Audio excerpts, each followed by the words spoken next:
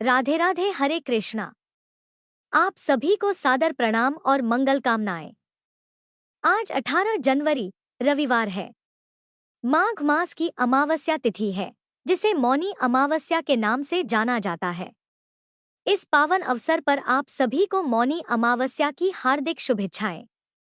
आज अमावस्या तिथि पूरे दिन रहेगी और रात्रि 1:21 बजे के बाद समाप्त होगी। ब्रह्मा मुहूर्त का समय प्रातः 5:37 से 6:25 तक है।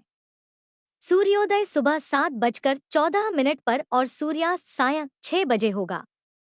आज राहु काल शाम 4:30 से 6 बजे तक रहेगा।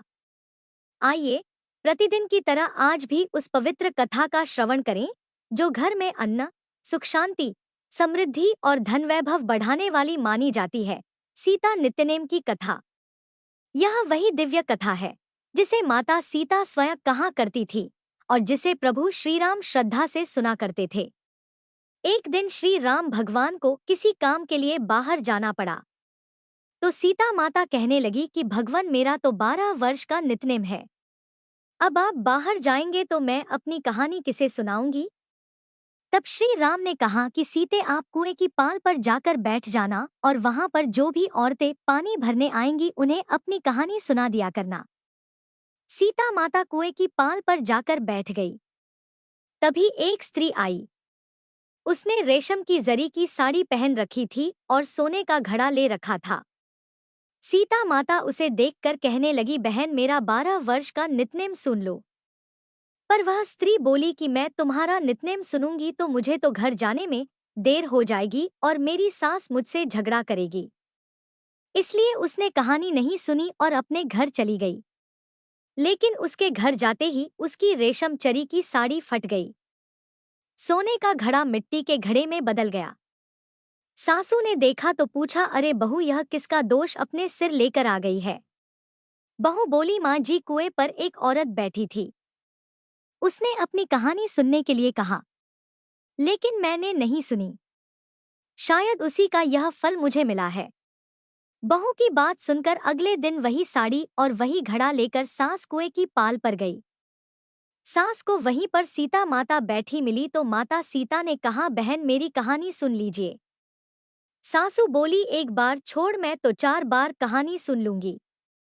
तब सीता माता बोली, राम आए, लक्ष्मण आए, देश के पुजारी आए, नित नेम का नेम लाए, आओ राम बैठो, राम तपी रसोई जीमो, राम माखन मिश्री खाओ, राम दूध पताशा पियो, राम सूत के पलका मोठो, राम शाल दुशाला पोठो, राम शाल दुशाला ओढ़ो, राम जब बोलूं राम ही राम, राम सवारे सबके काम, खाली घर भंडार भरेंगे, सबका बीड़ा पार करेंगे, श्री राम जय जय राम। सासू बोली, बहन, कहानी तो बहुत अच्छी लगी। फिर कहानी सुनकर सासू घर चली गई और उसकी साड़ी फिर से रेशम जरी की बन गई। मिट्टी का घड़ा भी फिर वापस से सोने के घड़े में बदल गया। बहू ने देखा तो कहने लगी, सासू माँ, आपने यह सब कैसे किया? सासू बोली, बहू, तू दोष लगाकर आई थी और मैं अब दोष उतार कर आ रही हूँ।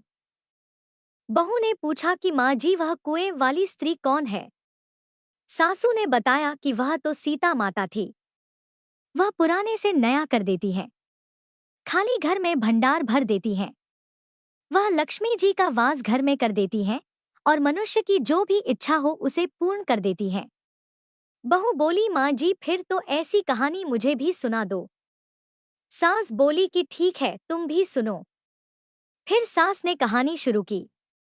राम आए, लक्ष्मण आए, देश के पुजारी आए, नित नेम का नेम लाए, आओ राम बैठो, राम तपी रसोई जीमो, राम माखन मिश्री खाओ, राम दूध बताशा पियो, राम सूत के पलका मोठो, राम शाल दुशाला पोठो, राम शाल दुशाला ओढ़ो, राम जब बोलूं राम ही राम, राम सवारे सबके काम, खाली घर भंडार भरेंगे, सबका बेड़ा पार करेंगे, बोलो श्री राम जय जय राम। कहानी सुनकर बहू बोली, माँ जी, कहानी तो बहुत अच्छी है। सासू ने कहा, ठीक है, अब से हम इस कहानी को रोज किया करेंगे। अब सास बहू रोज सवेरे उठती, नहाती धोती और पूजा करने के बाद नित्य नेम की सीता माता की कहानी कहती। एक दिन की बात है, उनके यहाँ पड़ोस की एक औरत आई और बोली कि बहन, जरा सी आँच तो देना।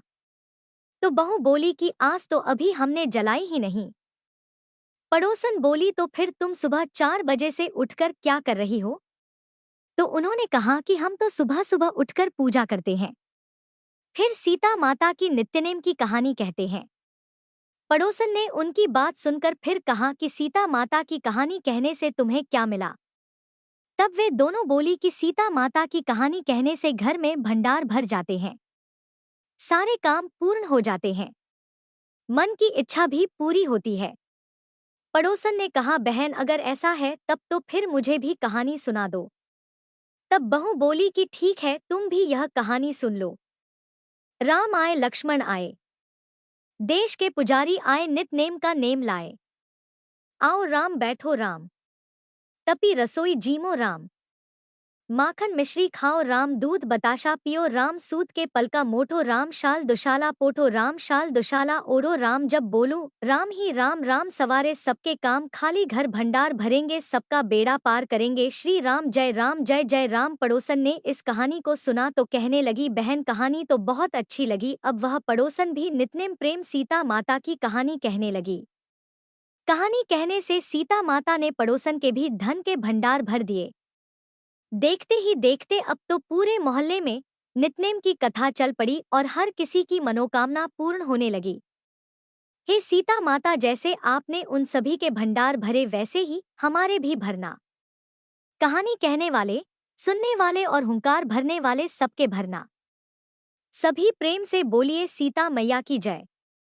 माघ मास महात्म में 15वां अध्याय। दत्तात्रेय जी कहने लगे कि हे राजन, प्रजापति ने पापों के नाश के लिए प्रयाग तीर्थ की रचना की। सफेद गंगा जी और काली यमुना जी के जल की धारा में स्नान का महात्म्य भी भली प्रकार सुनो।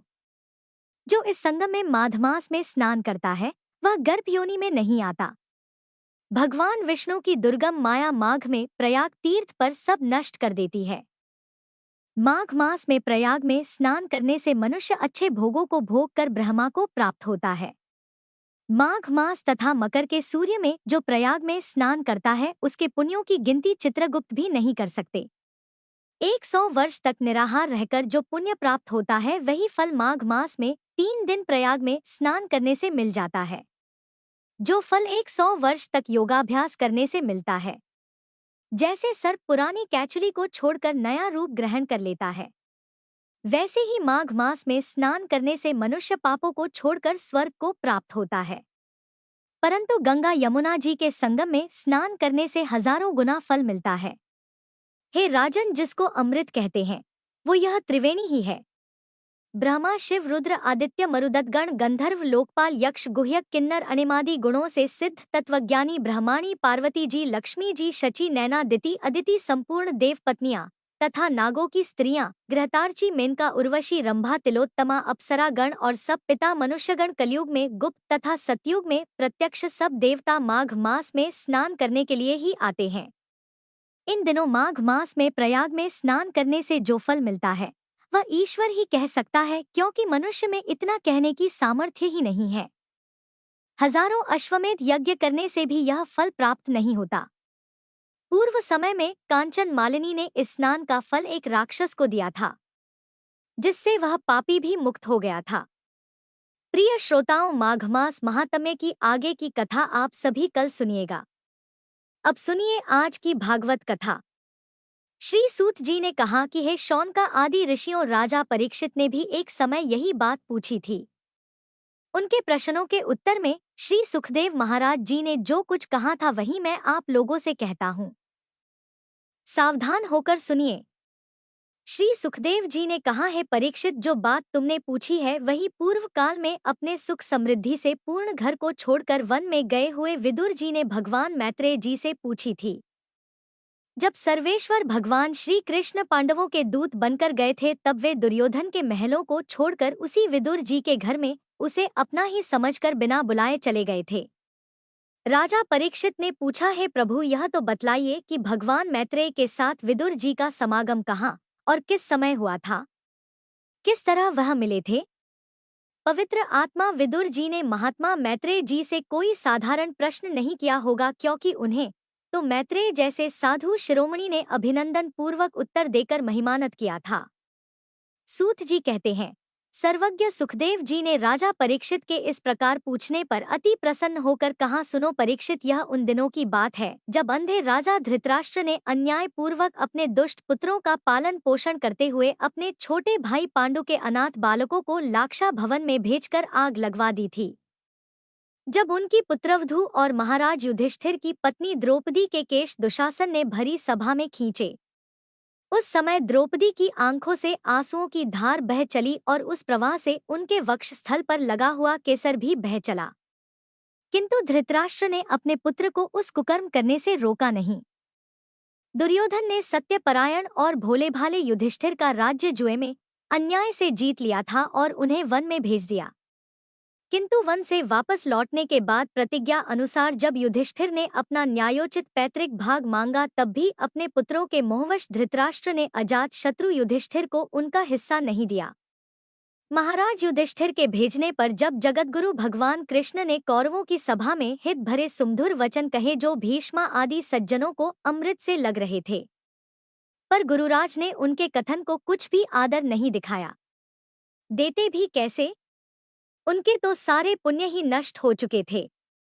फिर जब सलाह के लिए विदुर जी को बुलाया गया, तब मंत्रियों में श्रेष्ठ विदुर जी ने राजभवन में जाकर बड़े भाई धृतराष्ट्र के पूछने पर उन्हें वह सम्मति दी जिसे नीति शास्त्र के जानने वाले पुरुष विदुर नीति के नाम से जानते हैं।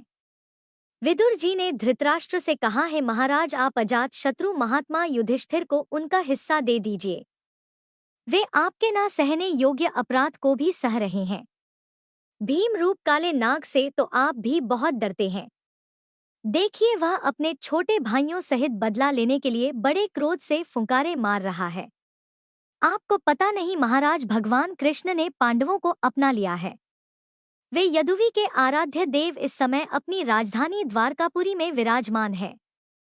उन्होंने पृथ्वी के सभी बड़े बड़े राजाओं को अपने अधीन कर लिया है और ब्राह्मण और देवता भी उन्हीं के पक्ष में हो गए हैं, जिसे आप पुत्र मानकर पाल रहे हैं और जिनकी हाँ में हाँ मिलाते जा रहे हैं। उस दुर्योधन के रूप में तो मूर्तिमान दोष ही आपके घर में घुसा हुआ बैठा है महाराज। यह तो साक्षात भगवान कृष्ण से द्वेष करने वाला है। इसी के कारण आप श्री कृष्ण से विमुख होकर श्रीहीन हो रहे हैं। इसलिए यदि आप अपने कुल की कुशल चाहते हैं तो इस दुष्ट का तुरंत ही त्याग कर दीजिए। विदुर जी का ऐसा सुंदर स्वभाव था कि साधुजन भी उसे प्राप्त करने की इच्छा रखते थे। किंतु उनकी यह बात सुनते ही कर्ण, दुशासन और शकुनी सहित दुर्योधन के होठ अत्यंत क्रोध से फड़कने लगे और उसने उनका तिरस्कार करते हुए कहा कि अरे इस कुटिल दासी पुत्र को यहाँ किसने बुलाया है? यह जिनके टुकड़े खाकर जीता है उन्हीं के विपरीत होकर शत्रु का नाम बनाना चाहता है। इसके प्राण तो मत लो, परंतु इसे अब हमारे नगर से तुरंत बाहर निकाल दिया जाए। भाइयों के सामने ही कानों में बाण के समान लगने वाले इन अत्यंत कठोर वचनों से दुखी होकर भी विदुर जी ने कुछ भी बुरा नहीं माना और भगवान की माया को ही प्रबल समझकर अपना धनुष राजद्वार पर रख दिया और फिर वहां से चुपचाप चल दिए। कौरवों को विदुर जैसे महात्मा बड़े पुण्य से प्राप्त हुए थे। वे हस्तिनापुर से चलकर पुण्य करने की इच्छा से भूमंडल में तीर्थपान भगवान के क्षेत्रों में विचरने लगे, जहां पर श्री हरि, ब्रह्मा, रुद्र, अनंत आदि अनेकों मूर्तियों के रूप में विराजमान है।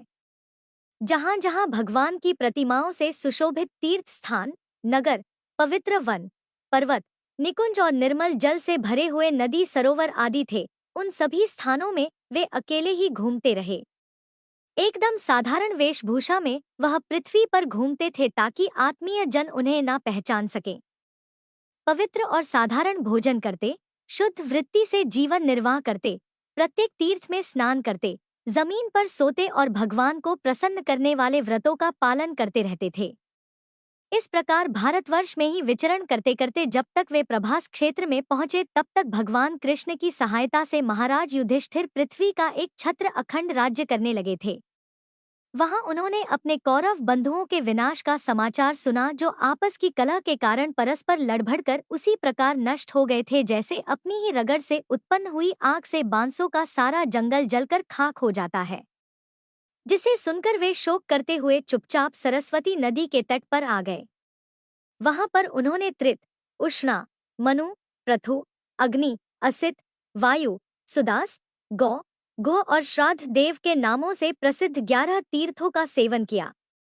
इनके सिवा पृथ्वी में ब्राह्मण और देवताओं के स्थापित किए हुए जो भगवान श्री हरि के और भी अनेकों मंदिर थे, जिनके शिखरों पर भगवान के प्रधान आयुध चक्र के चिन्ह थे और जिनके दर्शन मात्र से ही श्री कृष्ण का स्मरण हो आता था, उनका भी सेवन किया, अर्थात उनके भी दर्शन किए।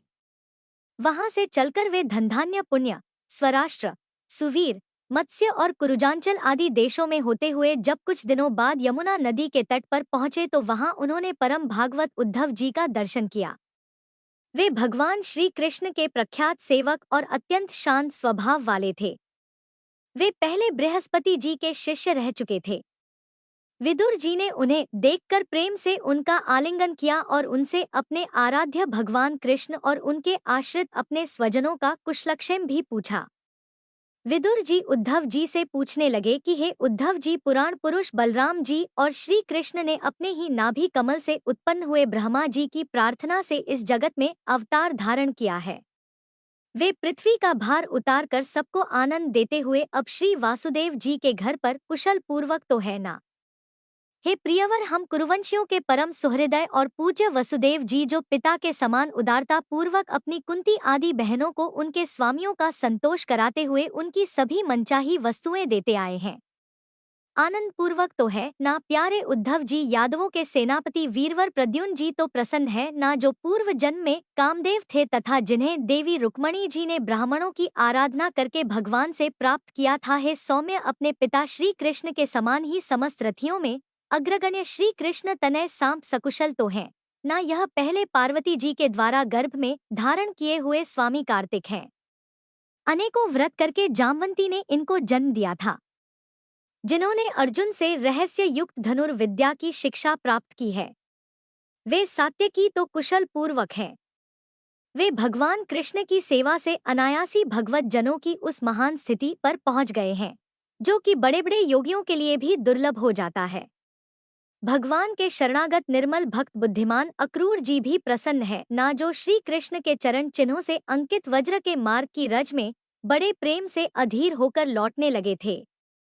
महाराज युधिष्ठिर अपनी अर्जुन और श्री कृष्ण रूप दोनों भुजाओं की सहायता से धर्म मर्यादा का न्याय पूर्वक पालन करते हैं ना।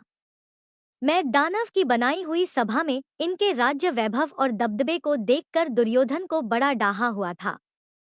अपराधियों के प्रति अत्यंत उग्र भीमसेन ने सर्प के समान दीर्घकालीन क्रोध को छोड़ दिया है। क्या जब वे गधा युद्ध में तरह-तरह के पैतरे बदलते थे, तब उनके पैरों की धमक से धरती डोलने लगती थी।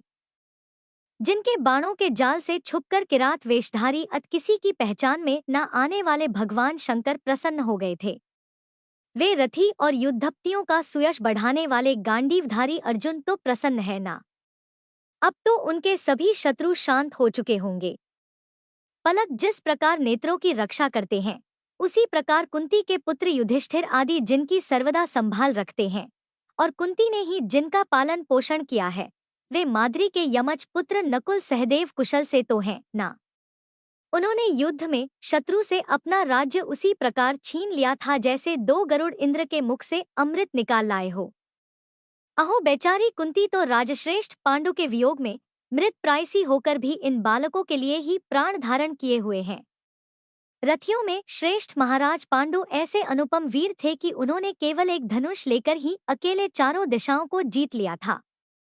हे सौम्य स्वभाव उद्धव जी, मुझे तो अधपतन की ओर जाने वाले उन धृतराष्ट्र के लिए बार बार शोक होता है, जिन्होंने पांडवों के रूप में अपने परलोकवासी भाई पांडु से ही द्रोह किया और अपने पुत्रों की ही हाँ में हाँ मिलाकर अपने हितचिंतक मुझको भी नगरी से निकलवा दिया। किंतु भाई, मुझे इसका भी कुछ खेद अथवा आश्चर्य नहीं होता है उद्धव जी। भगवान कृष्ण तो जन्म और कर्म से रहित है, फिर भी दुष्टों का नाश करने के लिए और लोगों को अपनी ओर आकर्षित करने के लिए उनके दिव्य जन्म कर्म हुआ करते हैं। नहीं तो भगवान की तो बात ही क्या। दूसरे जो लोग गुणों से पार हो गए हैं, उनमें भी ऐसा कौन है जो इस कर्माधीन देह के बंधन में पड़ना चाहेगा। आता है मित्र, जिन्होंने अजन्मा होकर भी अपनी शरण में आए हुए समस्त लोकपाल और आज्ञाकारी भक्तों का प्रेय करने के लिए यदुकुल कुल में जन्म लिया है, उन पवित्र कीर्ति श्री हरि की बातें भी सुनाओ। श्री सुखदेव जी कहते हैं, जब विदुर जी ने परम भक्त उद्धव जी से इस प्रकार उनके प्रियतम श्री कृष्ण से संबंध रखने वाली बातें पूछी, तब उन्हें अपने स्वामी का ध्यान हो आया और वे हृदय भर आने के कारण कुछ क्षण कुछ भी उत्तर ना दे पाए। जब उद्धव जी 5 वर्ष के थे, तब बालकों की तरह ही खेल खेल में वे श्री कृष्ण की मूर्ति बनाकर उसकी सेवा पूजा में ऐसे मगन हो जाते थे कि कलेवे के लिए उनकी माता के बुलाने पर भी वे उस मूर्ति को छोड़कर ही नहीं जाना चाहते थे। अब तो दीर्घकाल से उन्हीं की सेवा में रहते रहते यह बूढ़े हो चले थे। तब विदुर जी के पूछने पर उन्हें अपने प्यारे प्रभु के चरण कमलों का ध्यान हो आया। उनका मन विरह से व्याकुल हो गया। फिर वे भला उत्तर कैसे दे सकते थे? उद्धव जी श्री कृष्ण के चरणाविंद मकरंद सुधा से सराबोर होकर 2 घड़ी तक कुछ भी नहीं बोल सके। तीव्र भक्ति योग से उसमें डूबकर वे आनंद मगन हो गए। उनके सारे शरीर में रोमांच हो आया और मुंदे हुए नेत्रों से प्रेम के आंसुओं की धारा बहने लगी। उद्धव जी को इस प्रकार प्रेम प्रवाह में डूबे हुए देखकर विदुर जी ने उन्हें कृतकृत माना। कुछ समय बाद जब उद्धव जी भगवान के प्रेम धाम से उतरकर पुनः धीरे धीरे संसार में आए, तब अपने नेत्रों को पचकर भगवान का स्मरण हो आने से विस्मित होकर विदुर जी से इस प्रकार कहने लगे। उद्धव जी कहते हैं, हे विदुर जी, श्री कृष्ण रूप सूर्य के छिप जाने से हमारे घरों को काल रूप अजगर ने खा डाला है। वे श्रीहीन हो गए हैं। अब मैं उनकी क्या कुशल सुनाऊं? ओहो, यह मनुष्य लोक बड़ा ही अभागा है। इसमें भी यादव तो नितांत भाग्यहीन ही है, जिन्होंने निरंतर श्री कृष्ण के साथ रहते हुए भी उन्हें नहीं पहचाना। जिस तरह अमृतमय चंद्रमा के समुद्र में रहते समय मछलियां उन्हें नहीं पहचान सकी थी। यादव लोग मन के भाव को ताड़ने वाले बड़े समझदार और भगवान के साथ एक ही स्थान में रहकर क्रीड़ा करने वाले थे, तो भी उन सब ने समस्त विश्व के आश्रय सर्वांतर्यामी श्री कृष्ण को एक श्रेष्ठ यादव ही समझा। किंतु भगवान की माया से मोहित इन यादवों और इनसे व्यर्थ का वर ठानने वाले शिशुपाल आदि के अवहेलना और निंदा सूचक वाक्यों से भगवत प्राण महानुभावों की बुद्धि भ्रम में नहीं पड़ती थी। उन्होंने कभी तप नहीं किया। उन लोगों को भी इतने दिनों तक दर्शन देकर अब उनकी दर्शन लालसा को तृप्त किए बिना ही वे भगवान श्री कृष्ण अपने त्रिभुवन मोहन श्री विग्रह को छिपाकर अंतर्ध्य हो गए हैं, और इस प्रकार उन्होंने मानो उनके नेत्रों को ही छीन लिया हो। भगवान ने अपनी योग माया का प्रभाव दिखाने के लिए मानव लीलाओं के योग्य जो दिव्य श्री विग्रह प्रकट किया था, वह इतना सुंदर था कि उसे देखकर सारा जगत तो मोहित हो ही जाता था। वे स्वयं भी विस्मित हो जाते थे। सौभाग्य और सुंदरता की पराकाष्ठा थी उस रूप में। धर्मराज युधिष्ठिर के राजसो यज्ञ में जब भगवान के उस नैनाभिराम रूप पर लोगों की दृष्टि पड़ी थी, तब त्रिलोकी ने यही मान लिया था कि मानस सृष्टि की रचना में विधाता की जितनी चतुराई है, सब इसी रूप में पूरी हो गई है। उनके प्रेमपूर्ण हास्य विनोद और लीला में चितवन से सम्मानित होने पर ब्रज बालाओं की आंखें भी उन्हीं की ओर उठ जाती थी, और उनका चित्त भी ऐसा तल्लीन हो जाता था कि वे घर के काम धंधों को बीच में ही अधूरा छोड़कर जड़ पुतलियों की तरह ही खड़ी रह जाती थी। चराचर जगत और प्रकृति के स्वामी भगवान ने जब अपने शांत रूप महात्माओं को अपने ही घोर रूप असुरों से सताए जाते देखा, तब वे करुणा भाव से द्रवित हो उठे और अजन्मा होने पर भी अपने अंश बलराम जी के साथ का में अग्नि के समान प्रकट हो गए। अजन्मा होकर भी वसुदेव जी के यहाँ जन्म लेने की लीला करना, सभी को अभय देने वाले होने पर भी मानो कंस के भय से ब्रज में जाकर छिप रहना, और अनंत पराक्रमी होने पर भी काल यवन के सामने मथुरा को छोड़कर भाग जाना।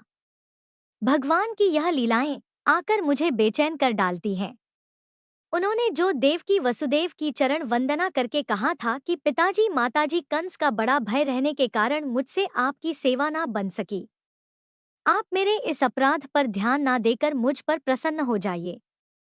श्री कृष्ण की वह बातें विदुर जी जब भी मुझे याद आती है, तब तब मेरा मन बहुत दुखी हो जाता है। आप सभी ने राजसु यज्ञ में प्रत्यक्ष ही देखा था कि श्री कृष्ण से द्वेष करने वाले शिशुपाल को वह सिद्धि मिल गई जिसके बड़े बड़े योगी भलीभांति योग साधना करके स्पृह करते रहते हैं। उनका विरह भला कौन सह सकता है? हे विदुर जी, शिशुपाल के ही समान महाभारत युद्ध में जिन दूसरे योद्धाओं ने अपनी आंखों से भगवान कृष्ण के नैनाभिराम मुख कमल का मकरंद पान करते हुए अर्जुन के बाणों से बिधकर प्राण त्याग किया था, वे पवित्र होकर सब के सब भगवान के परमधाम को प्राप्त हो गए। स्वयं भगवान कृष्ण तीनों लोकों के अधीश्वर हैं। उनके समान भी कोई नहीं है। उनसे बढ़कर तो भला कौन होगा। वे अपनी स्वतः सिद्ध ऐश्वर्य से ही सर्वदा पूर्ण काम है। इंद्र आदि असंख्य लोकपाल गण नाना प्रकार की भेंट ला लाकर अपने अपने मुकुटों के अग्रभाग से उनके चरण रखने की चौकी को प्रणाम किया करते हैं। हे विदुर जी, वे ही भगवान कृष्ण राज सिंहासन पर बैठे हुए उग्रसेन के सामने खड़े होकर निवेदन करते थे कि देव हमारी प्रार्थना सुन लीजिए। उनके इस सेवा भाव की याद आते ही हम जैसे सेवकों का मन अत्यंत व्यथित हो जाता है। पापिनी पूतना ने अपने स्तनों में हलाहल विष लगाकर कृष्ण को मार डालने की नियत से उन्हें दूध पिलाया था। उसको भी भगवान ने वह परम गति दी जो धाई को मिलनी चाहिए। उन भगवान कृष्ण के अतिरिक्त और कौन दयालु है जिसकी शरण ग्रहण करनी चाहिए। मैं असुरों को भी भगवान का भक्त समझता हूँ। ऐसा इसलिए क्योंकि वैर भाव जनित क्रोध के कारण उनका मन सदा श्री कृष्ण में ही लगा रहता था और उन्हें रणभूमि में सुदर्शन चक्रधारी भगवान को कंधे पर चढ़ाकर झपटते हुए गरुड़ जी के दर्शन हुआ करते थे। ब्रह्मा जी की प्रार्थना से पृथ्वी का भार उतारकर उसे सुखी करने के लिए कंस के कारागार में वासुदेव देवकी के यहाँ भगवान ने अवतार लिया था। उस समय कंस के डर से पिता वासुदेव जी ने उन्हें नंद बाबा के ब्रज में पहुंचा दिया। वहां वे बलराम जी के साथ 11 वर्ष तक इस प्रकार छिपकर रहे कि उनका प्रभाव ब्रज के बाहर किसी पर प्रकट ही नहीं हुआ। यमुना के उपवन में, जिसके हरे भरे वृक्षों पर कलरव करते हुए पक्षियों के झुंड रहते हैं, भगवान कृष्ण ने बछड़ों को चराते हुए ग्वाल बालों की मंडली के साथ विहार किया था। वे ब्रजवासियों की दृष्टि आकृष्ट करने के लिए अनेकों बाल लीलाएं उन्हें दिखाया करते थे। कभी कभी रोने से लगते, कभी हंसने और कभी सिंह शावक के समान मुक्त दृष्टि से देखा करते थे। फिर कुछ बड़े होने पर वे सफेद बैल और रंग बिरंगी शोभा की मूर्ति गौं को चराते हुए अपने साथी गोपों को बांसुरी बजा बजाकर रिझाने लगते।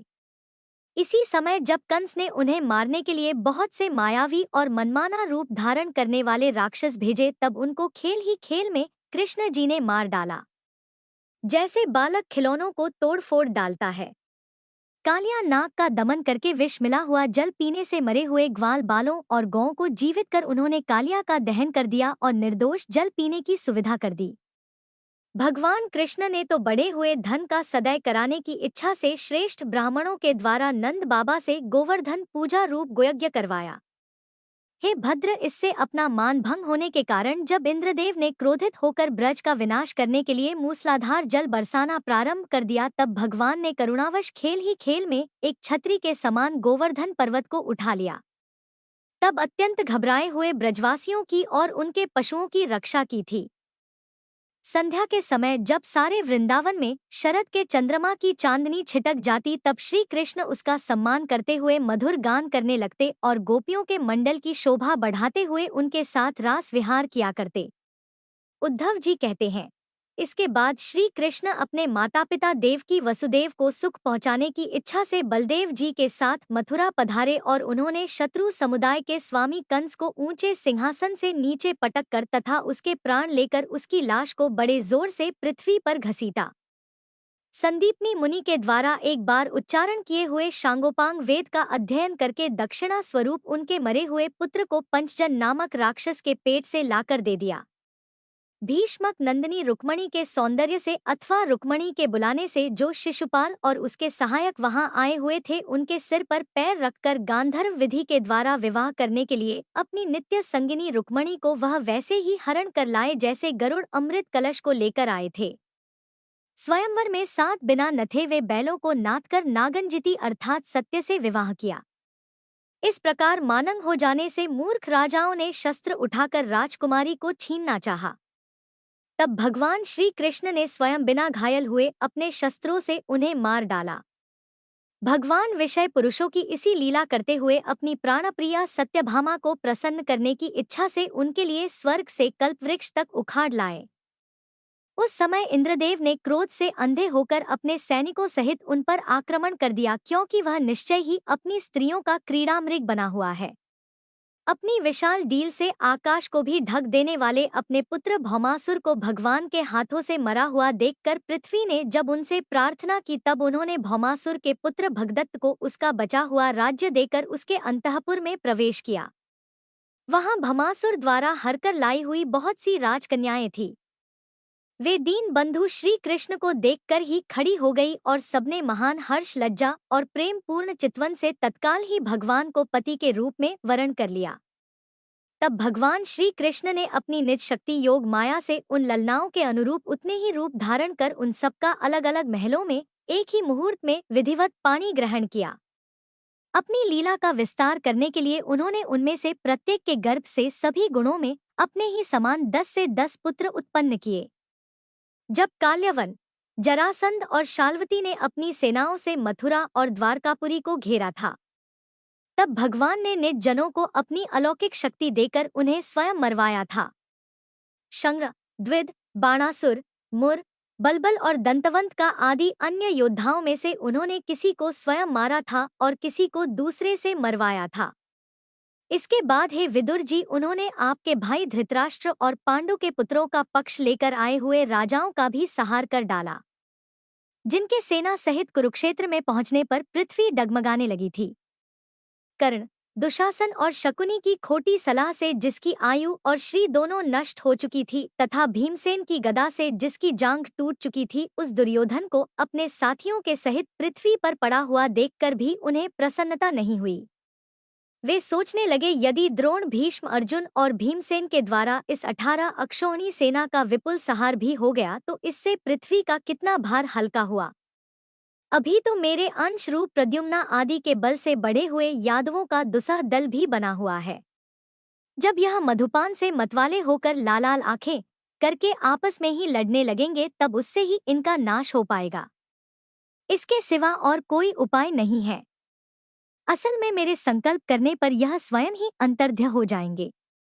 ऐसा सोचकर भगवान ने युधिष्ठिर को अपनी पैतृक राजगद्दी पर बिठाया और अपने सगे संबंधियों को सत्पुरुषों का मार्ग दिखाकर आनंदित किया।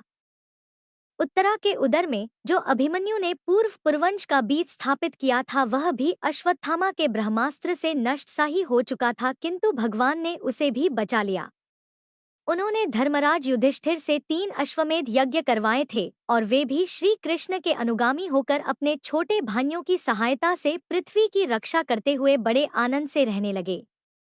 विश्वात्मा श्री भगवान ने भी द्वारकापुरी में रहकर लोक और वेद की मर्यादा का पालन करते हुए सब प्रकार के भोग भोगे, किंतु सांख्य योग की स्थापना करने के लिए उनमें कभी आसक्त नहीं हुए। मधुर मुस्कान, स्नेहमय चितवन, सुधामयी वाणी, निर्मल चरित्र और समस्त शोभा और सुंदरता के निवास अपने श्री विग्रह से लोक परलोक और विशेषतया यादवों को आनंदित किया तथा रात्रि में अपने प्रियाओं के साथ क्षणिक अनुराग युक्त होकर समयोजित विहार भी किया। इस प्रकार उन्हें भी सुख दिया। इस तरह बहुत वर्षों तक विहार करते करते उन्हें गृहस्थ आश्रम संबंधी भोग सामग्रियों से वैराग्य हो गया। भोग सामग्रियां ईश्वर के अधीन है और जीव भी उन्हीं के अधीन है। जब योगेश्वर भगवान श्री कृष्ण को उनसे ही वैराग्य हो गया तब भक्ति योग के द्वारा उनका अनुगमन करने वाला भक्त तो उन पर विश्वास भी कैसे करेगा। एक बार द्वारकापुरी में खेलते हुए यदुवंशी और भोजवंशी बालकों ने खेल ही खेल में कुछ मुनीश्वरों को चिढ़ा दिया। तब यादव कुल का नाश ही भगवान को अभिभीष्ट है, ऐसा समझकर उन ऋषियों ने बालकों को ही श्राप दे डाला। इसके कुछ ही महीने बाद भाविवश वृक्षणी भोज और अंधक वंशी यादव बड़े हर्ष से रथों पर चढ़कर प्रभास क्षेत्र को गए।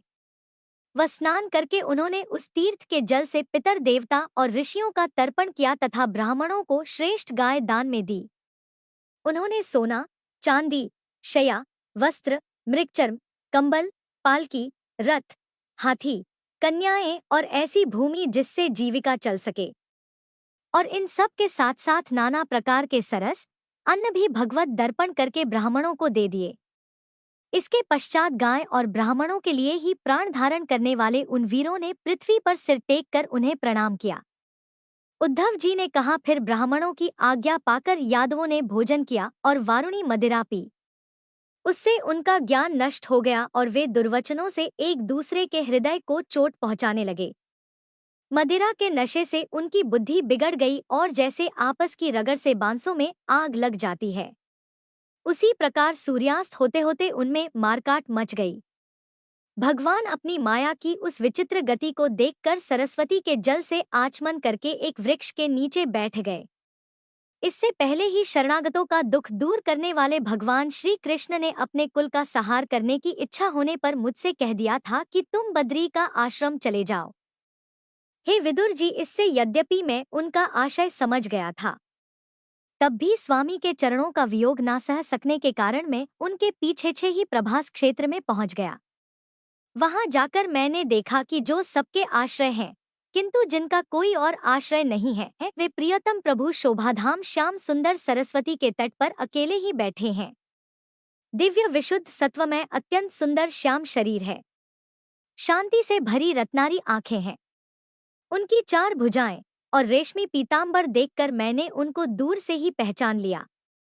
वे एक पीपल के छोटे से वृक्ष का सहारा लिए अपनी बाई जांग पर दाया चरण कमल रखे बैठे थे। भोजन पान का त्याग कर देने पर भी वे आनंद से प्रफुल्लित हो रहे थे। उसी समय व्यास जी के प्रिय मित्र परम भागवत सिद्ध मैत्रेय जी लोकों में स्वच्छंद विचरण करते हुए वहां आ पहुंचे। मैत्रेय मुनि भगवान के अनुरागी भक्त हैं। आनंद और भक्ति भाव से उनकी गर्दन झुक रही थी। उनके सामने ही श्री हरि ने प्रेम और मुस्कान युक्त चितवन से मुझे आनंदित करते हुए कहा। श्री भगवान कहने लगे, मैं तुम्हारी आंतरिक अभिलाषा जानता हूँ, इसलिए मैं तुम्हें वह साधन देता हूँ जो कि दूसरे के लिए अत्यंत दुर्लभ है। हे उद्धव, तुम पूर्व जन्म में वसु थे। विश्व की रचना करने वाले प्रजापतियों और वसुओं के यज्ञ में मुझे पाने की इच्छा से ही तुमने मेरी आराधना की थी। हे साधु स्वभाव उद्धव, संसार में तुम्हारा यह अंतिम जन्म है, क्योंकि इसमें तुमने मेरा अनुग्रह प्राप्त कर लिया है। अब मैं मृत्यु लोक को छोड़कर अपने धाम में जाना चाहता हूँ। इस समय यहाँ एकांत में तुमने अपनी अनन्य भक्ति के कारण ही मेरा दर्शन प्राप्त किया है। यह बड़े सौभाग्य की बात है। पूर्व काल में पाद कल्प के आरंभ में मैंने अपने नाभि कमल पर बैठे हुए ब्रह्मा जी को अपनी महिमा के प्रकट करने वाले जिस श्रेष्ठ ज्ञान का उपदेश किया था और जिसे विवेकी लोग भागवत कहते हैं, वही मैं तुम्हें देता हूँ। विदुर जी, मुझ पर तो प्रतिक्षण उन परम पुरुष की कृपा बरसा करती थी। इस समय उनके इस प्रकार आदर पूर्वक कहने से स्नेहवश मुझे रोमांच हो आया। मेरी वाणी गदगद हो उठी और नेत्रों से आंसुओं की धारा बहने लगी। उस समय मैंने हाथ जोड़कर उनसे कहा, है स्वामिन, आपके चरण कमलों की सेवा करने वाले पुरुषों को इस संसार में अर्थ धर्म काम मोक्ष इन चारों में से कोई भी पदार्थ दुर्लभ नहीं है। तथापि मुझे उनमें से किसी की इच्छा नहीं है। मैं तो केवल आपके चरण कमलों की सेवा के लिए ही लालत रहता हूँ। हे प्रभु, आप निष्प्रह होकर भी कर्म करते हैं, अजन्मा होकर भी जन्म लेते हैं, काल रूप होकर भी शत्रु के डर से भागते हैं और द्वारका के किले में जाकर छिप रहते हैं, तथा स्वात्माराम होकर भी 16,000 स्त्रियों के साथ रमण करते हैं। इन विचित्र चरित्रों को देखकर विद्वानों की बुद्धि भी चक्कर में पड़ जाती है। हे देव, आपका स्वरूप ज्ञान सर्वथा अबाध और अखंड है। इतना सब कुछ होने के बाद भी आप सलाह लेने के लिए मुझे बुलाकर जो भोले भाले मनुष्यों की तरह बड़ी सावधानी से मेरी सहमति पूछा करते थे, हे प्रभु, आपकी वह लीला मेरे मन को मोहित सा कर देती है। हे स्वामी, आपने स्वरूप का गढ़ रहस्य प्रकट करने वाले जो श्रेष्ठ और समग्र ज्ञान आपने ब्रह्मा जी को बतलाया था, वह यदि मेरे समझने योग्य हो तो कृपया मुझे भी सुनाइए, जिससे मैं भी इस संसार दुख को सुगमता से पार कर जाऊं। जब मैंने इस प्रकार अपने हृदय का भाव निवेदित किया, तब परम पुरुष कमल नयन भगवान श्री कृष्ण ने मुझे अपने स्वरूप की परम स्थिति का उपदेश दिया। इस प्रकार पूज्यपाद गुरु श्री कृष्ण से आत्म तत्व की उपलब्धि का साधन सुनकर तथा उन प्रभु के चरणों की वंदना और परिक्रमा करके मैं यहाँ आया हूँ। इस समय उनके विरह से मेरा मन अत्यंत व्याकुल हो रहा है। हे विदुर जी, पहले तो उनके दर्शन पाकर मुझे आनंद हुआ था, किंतु अब तो मेरे हृदय को उनकी विरह व्यथा अत्यंत पीड़ित कर रही है। अब मैं उनके प्रिय क्षेत्र बद्रिका आश्रम को जा रहा हूँ, जहाँ भगवान श्री नारायण देव और नर यह दोनों ऋषि लोगों पर अनुग्रह करने के लिए दीर्घकालीन सौम्य दूसरों को सुख पहुँचाने वाली और कठिन तपस्या कर रहे हैं। श्री सुखदेव जी कहते हैं, इस प्रकार उद्धव जी के मुख से अपने प्रिय बंधुओं के विनाश का असह्य समाचार सुनकर परम ज्ञानी विदुर जी को जो शोक उत्पन्न हुआ उसे उन्होंने ज्ञान द्वारा शांत कर दिया। जब भगवान श्री कृष्ण के परिकरों में प्रधान महाभागवत उद्धव जी बद्रिका आश्रम की ओर जाने लगे तब कुरक श्रेष्ठ विदुर जी ने श्रद्धा पूर्वक उनसे पूछा, हे उद्धव जी, योगेश्वर भगवान श्री कृष्ण ने अपने स्वरूप के गढ़ रहस्य प्रकट करने वाला जो परम ज्ञान आपसे कहा था वह आप हमें भी सुनाइए, क्योंकि भगवान के सेवक तो अपने सेवकों का कार्य सिद्ध करने के लिए ही विचरा करते हैं। तब उद्धव जी ने कहा, उस तत्व ज्ञान के लिए आपको हे विदुर जी मुनिवर मैत्रेय जी की सेवा करनी चाहिए। इस मृत्युलोक को छोड़ते समय मेरे सामने स्वयं भगवान ने ही आपको उपदेश करने के लिए उन्हें आज्ञा दी थी। श्री सुखदेव जी कहते हैं, इस प्रकार विदुर जी के साथ विश्वमूर्ति भगवान श्री कृष्ण के गुणों की चर्चा होने से उस कथामृत के द्वारा उद्धव जी का वियोग जनित महान ताप शांत हो गया। यमुना जी के तीर पर उनकी वह रात्रि एक क्षण के समान बीत गई। फिर प्रातःकाल होते ही वे वहां से चल दिए। राजा परीक्षित ने पूछा, है भगवन, वृक्षणी कुल और भोज वंश के सभी रथी और युद्धप्तियों के भी युद्धप्ति नष्ट हो गए थे। यहाँ तक कि त्रिलोकीनाथ श्री हरि को भी अपना वह रूप छोड़ना पड़ा था। फिर उन सबके मुखिया उद्धव जी ही कैसे बच रहे? तब श्री सुखदेव जी कहते हैं, जिनकी इच्छा कभी व्यर्थ नहीं होती, उन श्री हरि ने ब्राह्मणों के शाप रूप काल के बहाने अपने कुल का सहार कर अपने श्री विग्रह को त्यागते समय विचार किया, अब इस लोक से मेरे चले जाने पर संयम शिरोमणि उद्धव जी ही मेरे ज्ञान को ग्रहण करने के सच्चे अधिकारी हैं। उद्धव मुझसे अणु मात्र भी कम नहीं है, क्योंकि वे आत्मजयी हैं, विषयों से कभी विचलित नहीं हुए। अतः लोगों को मेरे ज्ञान की शिक्षा देते हुए वे यहीं पर रहे। वेदों के मूल कारण जगतगुरु श्री कृष्ण के इस प्रकार आज्ञा देने पर उद्धव जी बद्रिका आश्रम में जाकर समाधि योग के द्वारा श्री हरि की आराधना करने लगे। कुरुक्ष श्रेष्ठ परीक्षित, परमात्मा श्री कृष्ण ने लीला से ही अपना श्री विग्रह प्रकट किया था और लीला से ही उसे अंतर्ध्य भी कर दिया। उनका वह अंतर्ध्य होना भी धीर पुरुषों का उत्साह बढ़ाने वाला तथा दूसरे पशुतुल्य अधीर पुरुषों के लिए अत्यंत दुष्कर था। परम भागवत उद्धव जी के मुख से उनके प्रशंसनीय कर्म और इस प्रकार अंतर्ध्य होने का समाचार पाकर तथा यह जानकर कि भगवान ने परमधाम जाते समय मुझे भी स्मरण किया था, विदुर जी उद्धव जी के चले जाने पर प्रेम से विफल होकर रोने लगे। इसके पश्चात सिद्ध शिरोमणि विदुर जी यमुना तट से चलकर कुछ ही दिनों में गंगा जी के किनारे जहां पहुंचे जहां श्री मैत्रेय जी रहते थे। हरे कृष्ण। आज के अध्याय में बस इतना ही। आगे की कथा आप सभी कल सुनिएगा। अब सुनिए लप्स और तपसी की कहानी। एक बार एक लप्सी था, एक तपसी था। तपसी हमेशा भगवान की तपस्या में लीन रहता था। लप्स रोजाना सवा शेर की लापसी बनाकर भगवान को भोग लगाकर जीम लेता था। एक दिन वे दोनों आपस में झगड़ा करने लगे। तप्स बोला, मैं रोज भगवान की तपस्या करता हूँ, इसलिए मैं बड़ा हूँ। लप्स बोला, मैं रोज भगवान को सवा शेर लापसी का भोग लगाता हूँ, इसलिए मैं बड़ा हूँ। नारद जी वहां से गुजर रहे थे। दोनों को झगड़ा करता देख उनसे पूछा कि तुम दोनों झगड़ा क्यों कर रहे हो? तब लप्सी ने खुद को बड़ा होने का कारण बताया और तप्स ने भी खुद को बड़ा होने का कारण नारद जी को बताया। सुनकर नारद जी बोले, तुम्हारा फैसला तो मैं कर दूंगा।